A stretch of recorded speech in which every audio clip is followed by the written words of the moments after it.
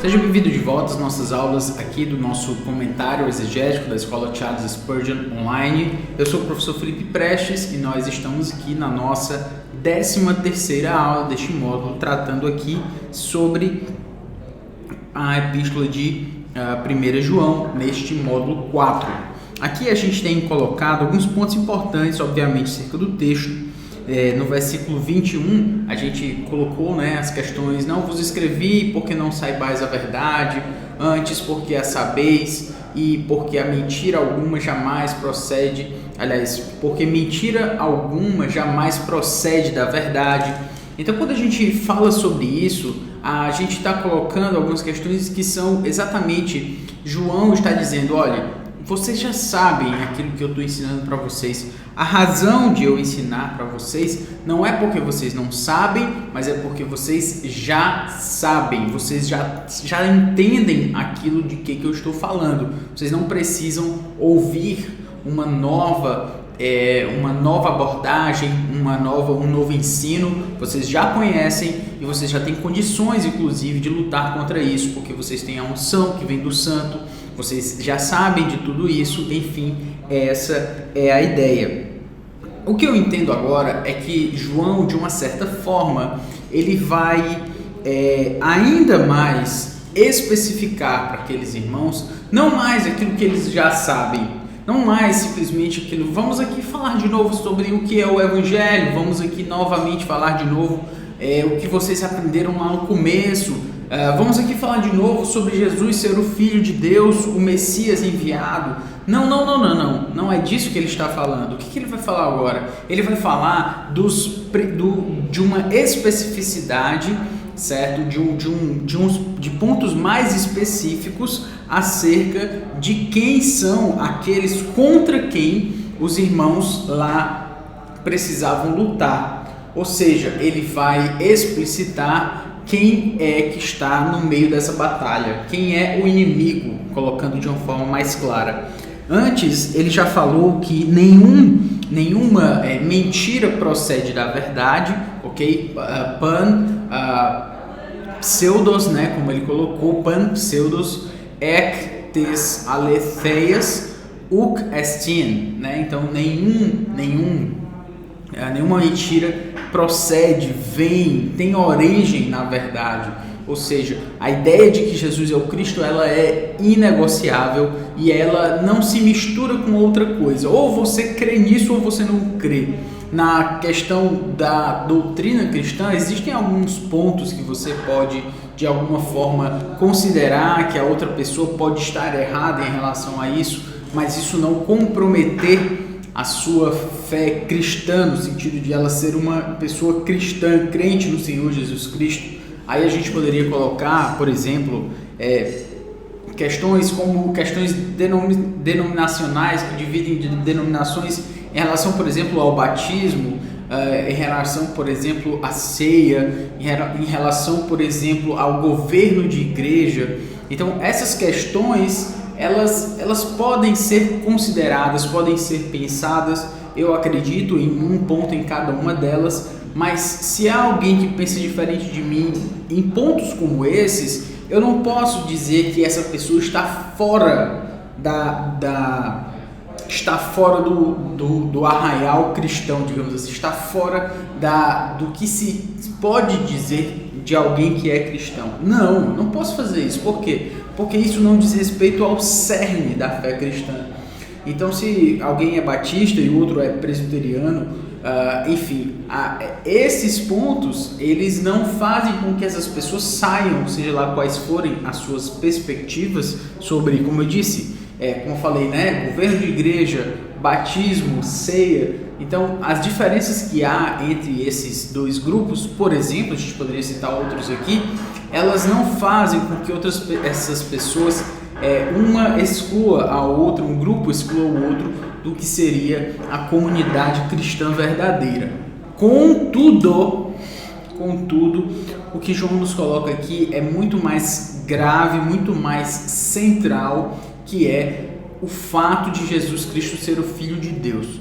Então, eu estou chamando a atenção para isso também, porque quando a gente analisa a epístola de 1 João, esse é um tema fundamental que não pode ser esquecido. A gente precisa lembrar dele, certo? Ele é fundamental, não se abre mão disso. Então, ele começa: quem é o mentiroso, senão aquele que nega que Jesus é o Cristo?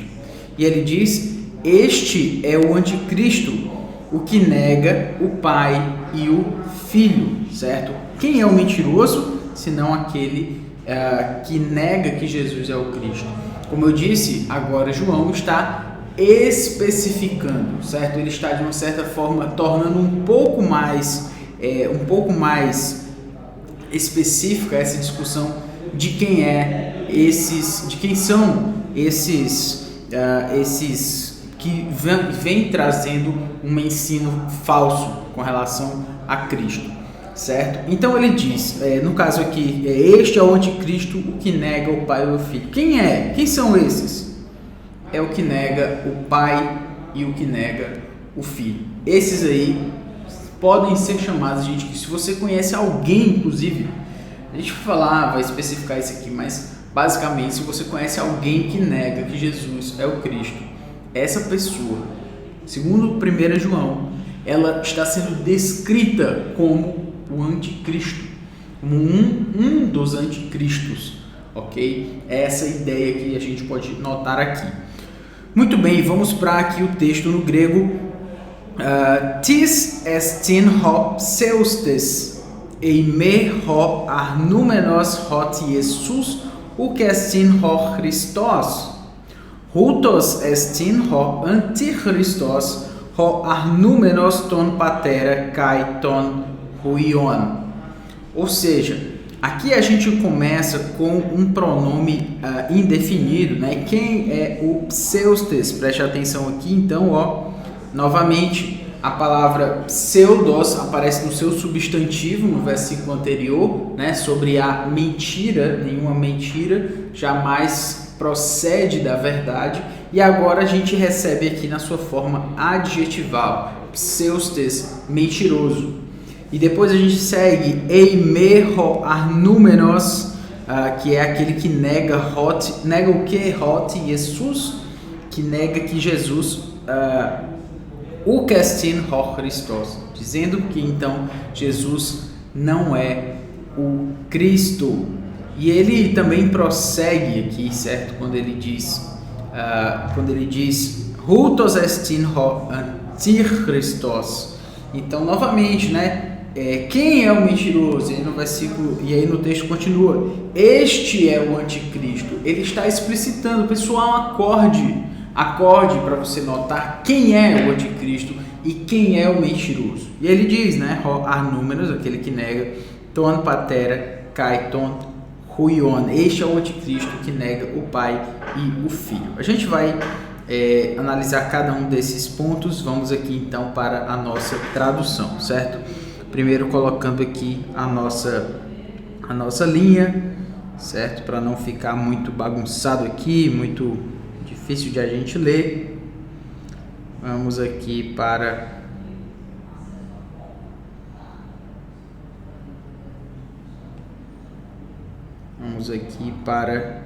Você vai notando que o texto de 1 João, apesar de ele não ser necessariamente totalmente esboçável, se essa é a palavra, né? Mas se ele é fácil de ser esboçado, apesar disso a gente vai notando algumas ênfases repetidas no livro, tá? Na carta. E uma delas é essa questão de quem é o anticristo, de quem é essa necessidade que João tem de armar, acho que essa seria a palavra, munir aqueles irmãos da verdade, ou pelo menos da lembrança de que eles já têm a verdade, para que eles possam seguir adiante com relação a isso, certo? Mas vamos lá. O texto aqui começa com tis, certo? Tis. A palavra tis, ela é um pronome indefinido, certo? Ela não é um pronome, aliás, há uma diferença entre um pronome indefinido e um pronome interrogativo. A diferença no grego de um pronome indefinido para um pronome interrogativo é só um acento, certo? Tis, como você tem aqui sem acento é o pronome indefinido. Do jeito que ela está aqui, ele é um pronome interrogativo, que é o pronome quem, certo? Quem, na pergunta, certo? Quem. Quando ele está sem acento, ele significa alguém. Tis com acento, quem. Tis sem acento, alguém. Beleza? Começando assim a partir desse ponto. Então esse tis aqui tem acento, certo? Então, deixa eu até marcar esse acento aqui para chamar a sua atenção. Esse acento aqui quer dizer que ele é um pronome interrogativo, certo? Pronome interrogativo. E ele está perguntando, tis, quem? Quem? Vamos já colocar aqui, inclusive, para a gente poder partir do mesmo lugar, não ficar perdido aqui. Então, tis, quem? Quem? E aí ele começa com estin. Tis estin. Essa expressão é fácil de entender, porque estin é o verbo na terceira pessoa do singular no verbo terceira pessoa do singular, verbo eimi, o verbo ser. Então, quem é? Quem é? E aí nós temos Hopseustes, certo? Hopseustes. Quem é Hopseustes? Então, quem é o... E aí, se você tem aqui o Pseustes, você já sabe que se trata de alguém que tem alguma coisa a ver com mentira, certo? Que tem alguma coisa a ver com mentira, com algo falso.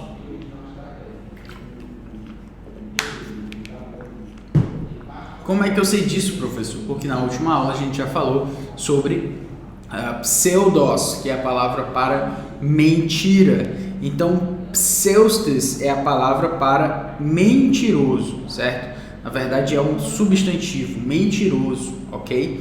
Então, tis estin,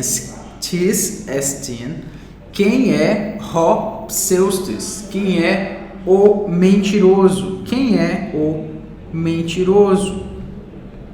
Inclusive, como eu falei sobre pseudos, a gente pode ver aqui a quantidade de vezes que a palavra pseustes ela aparece.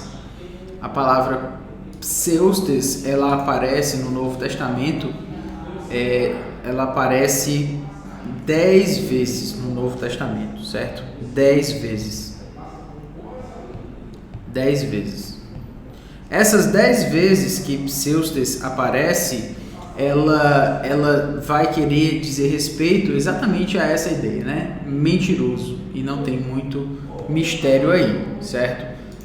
Então a gente pode analisar aqui a palavra pseustes. João 8,44, vós sois do diabo, que é o vosso pai, quereis satisfazer-lhe os desejos. Ele foi homicida desde o princípio, jamais firmou na verdade, porque nele não há verdade. Quando ele profere mentira, fala do que lhe é próprio, porque é mentiroso. Aí a palavra pseustes, certo? Que é justamente o substantivo. Ele é mentiroso, ele é um mentiroso, aqui o substantivo. E logo depois diz, e pai da mentira, certo? Então quando ele fala pai da mentira, é o pai desse ponto aí, né? Da mentira, da pseudos, certo? Da mentira na sua forma, na sua outra forma. Então, hopseudos, mentira, hopseustes, mentiroso, certo?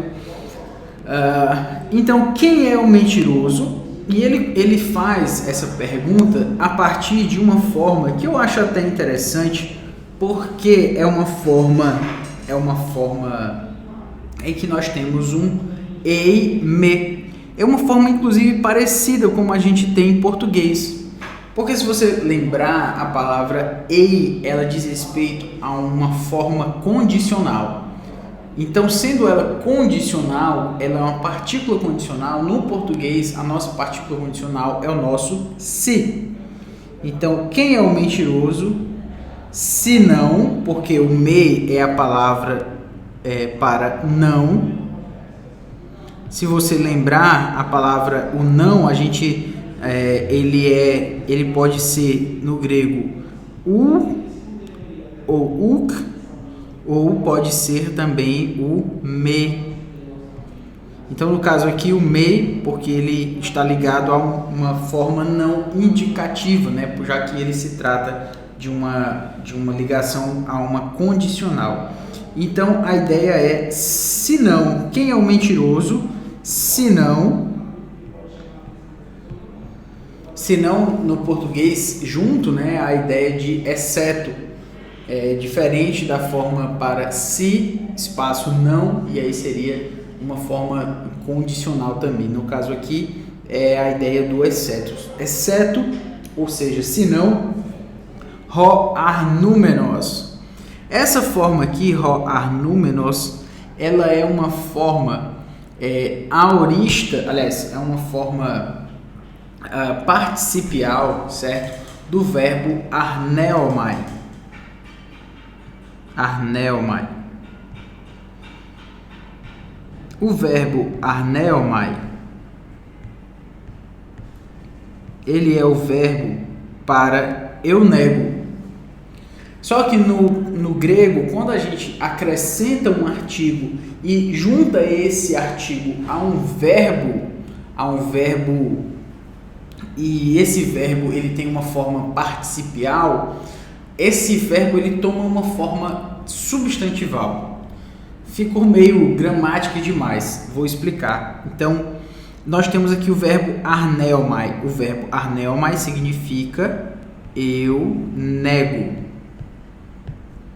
O verbo arneomai, ele significa eu nego. O que nós fazemos com esse verbo? A gente apresenta uma forma participial, como a gente tem no grego aí, no grego de 1 João, que é ho. Nós temos um artigo aqui, ho, e a gente tem a forma participial. Certamente não posso e não tenho tempo aqui para fazer uma aula de particípio, certo? Mas o ponto é a gente notar aqui, ho arnúmenos, eu coloquei ho arnó, mas é ho arnúmenos. Ho arnúmenos. Essa forma ho arnúmenos, se o verbo arneomai, ele significa eu nego, a forma ho arnúmenos, ela significa o quê? Significa, ela é uma forma substantivada. E no português, a nossa forma de tornar essa forma substantivada é acrescentar a palavra aquele que. Quando a gente acrescenta o aquele que, é como a gente substantiva o verbo. Ficou gramatical demais, vou explicar de novo, só que agora escrevendo. Ho arnúmenos é aquele que. Por quê? Porque eu tenho um artigo aqui e eu tenho um verbo na forma participial. Sendo essa forma arnúmenos, então é aquele que, se o verbo é eu nego na forma indicativa, na forma participial, juntando isso a um artigo, nós vamos ter aquele que nega. Aquele que nega. Então, aquele que nega é a forma como nós traduzimos ho arnúmenos. Ho arnúmenos. Perceba que essa é uma forma muito específica e muito importante de você perceber, porque ela vai aparecer diversas vezes, certo? Dentro do Novo Testamento. Várias vezes. Então, inclusive, esse ho arnúmenos, ele vai estar ligado, certo? Aquele que é ho antichristos, o anticristo, que está ligado também àquele que é ho pseustos, que é o mentiroso. Então, esse ho pseustos, ho arnúmenos, ho antichristos são a mesma coisa, ou seja, são anticristos, eles são enganadores. E João utiliza essas três formas para falar da mesma pessoa. Para mim isso é fantástico, certo? Porque ele utiliza, se você prestar atenção, a gente nem chegou lá ainda, mas já vou adiantar, ho arnúmenos, ho antichristos, ho arnúmenos, e ho pseustes, certo? Então essas três formas aqui, ho pseustes, ho arnúmenos, ho antichristos e de novo ho arnúmenos. Ou seja, é a mesma pessoa, só que sendo referida de 3 formas diferentes, sendo que uma delas se repete mais uma vez. Então, ho arnúmenos é aquele que nega, é o mesmo que o mentiroso, é o mesmo que o anticristo, certo? Então, enfim, ele utiliza 3 formas diferentes. Parece que João está bem com raiva desse pessoal, porque esses são pessoas que fazem aquilo que é a mentira, eles são mentirosos, eles negam que Jesus é o Cristo.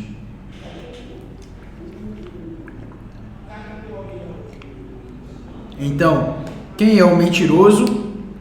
Tis estin ho pseustes, eime sinão ho arnúmenos, aquele que nega, aquele que nega.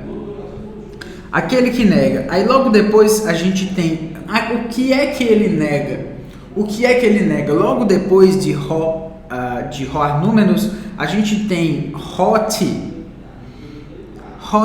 que muitas vezes ele é traduzido como porquê, mas outras tantas vezes ele é traduzido como que, certo? Então, o mentiroso é aquele que, senão aquele que nega o quê? Que, e aí a gente tem Jesus, você já deve saber que a palavra Jesus, ela significa Jesus. Então, aquele que nega que Jesus, ou seja, aquele que nega que Jesus, uk estin. Aquele que nega que Jesus uk estin. A palavra uk, como você deve saber, ela significa não, certo? Uk significa não. Então eu vou traduzir exatamente e depois a gente vai fazer uma breve explicação para que faça sentido para você. Por que eu estou fazendo isso? Porque aqui vai ficar assim, ó. Uk, que é que Jesus não. E aí nós temos o verbo estin, que é o verbo é. Então, senão aquele que nega que Jesus não é ho Christos. Senão aquele que nega que Jesus não é o Christos. A palavra Christos significa Cristo, como você deve saber. E a resposta a essa questão seria: ora, se é o mentiroso aquele que nega que Jesus não é o Cristo, quem nega que algo não é uma coisa, essa pessoa afirma uma coisa. Só que no grego é como se ele estivesse sendo redundante propositadamente. A nossa língua, a gente tem muito problema com redundância, certo? Muito embora a gente possa, às vezes, repetir, né? Eu não tenho nada. Eu digo eu não tenho nada, eu estou dizendo eu não tenho nenhuma coisa. Se eu não tenho nenhuma coisa, é porque eu tenho alguma coisa, né? Então a gente é bem redundante também, no grego às vezes também. Nesse sentido, quando ele diz, senão aquele que nega que Jesus não é o Cristo, quando a gente traduz isso para o português sem essa redundância, para evitar uma ambiguidade, então a gente traduz, senão aquele que nega que Jesus é o Cristo. Certo? Só para você poder, eu vou até colocar aqui de uma forma diferente, para ficar mais claro. Pronto.